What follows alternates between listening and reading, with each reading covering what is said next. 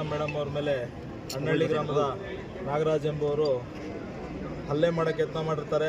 ಅವಾಚ್ಯ ಶಬ್ದಗಳಿಂದ ಮಾತಾಡಿರ್ತಾರೆ. ಮತ್ತು ಏನು ಆ ವಿಡಿಯೋ ತುಣುಕು ತಾವೆಲ್ಲ ನೋಡಿದ್ರೆ ಇನ್ನೇನು ಹಲ್ಲೆನೇ ಮಾಡಿಬಿಟ್ರೇನೋ ಅನ್ನೋ ಒಂದು ರಭಸದಲ್ಲಿ ಅವ್ರು ಹೋಗಿ ಒಂದು ಮಾಡಿರೋದನ್ನ ನಾವೆಲ್ಲ ವಿಡಿಯೋದಲ್ಲಿ ನೋಡ್ಬೋದಾಗುತ್ತೆ.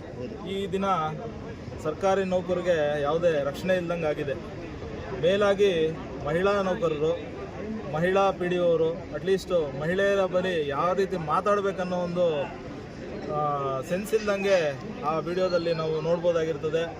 ಅವರ ಸ್ವಂತ ಮನೆಯವರಾದರೆ ಈ ರೀತಿ ಮಾಡ್ತಾರಾ, ಅವರ ಕುಟುಂಬದವ್ರು ಇದ್ದರೆ ಈ ರೀತಿ ಮಾಡ್ತಾಯಿರಾ, ಅವ್ರ ಕುಟುಂಬದವರು ಸಹ ಯಾರಾದರೂ ಸರ್ಕಾರಿ ನೌಕರರು ಇರ್ಬೋದು, ಅವ್ರ ಬಳಿ ಹೀಗೆ ನಡ್ಕೊತಾರ ಅನ್ನೋದನ್ನು ಈ ದಿನ ಪ್ರಶ್ನೆ ಮಾಡಬೇಕಾಗಿದೆ.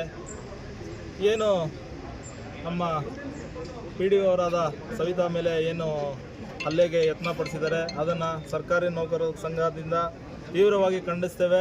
ಹಾಗೂ ಅವರ ಜೊತೆ ನಾವು ನಿಲ್ತೇವೆ. ಅವರ ಯಾವುದೇ ಒಂದು ರಕ್ಷಣೆಗಾಗಿ ನಾವು ನಿಲ್ತೇವೆ.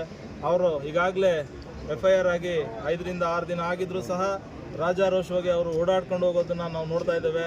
ಈಗಾಗಲೇ FIR ಆಗಿದೆ. ಅವ್ರನ್ನ ಕೂಡಲೇ ಬಂಧನೆ ಮಾಡಿ ನಮಗೆ ನ್ಯಾಯ ಒದಗಿಸ್ಕೊಡ್ಬೇಕು ಅಂತ ಈ ಮೂಲಕ ಕೇಳ್ಕೊತಾ ಇದ್ದೇನೆ. ಹಾಗೂ ಈ ಥರ ಕೃತ್ಯಗಳು ಇನ್ನು ಮುಂದೆ ಆಗಬಾರ್ದು.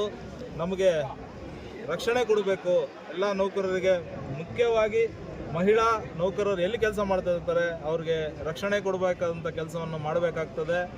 ಅದನ್ನು ಪೊಲೀಸ್ ಇಲಾಖೆಗೆ ಈ ಮೂಲಕ ಕೇಳ್ಕೊತಾ ಇದ್ದೇನೆ.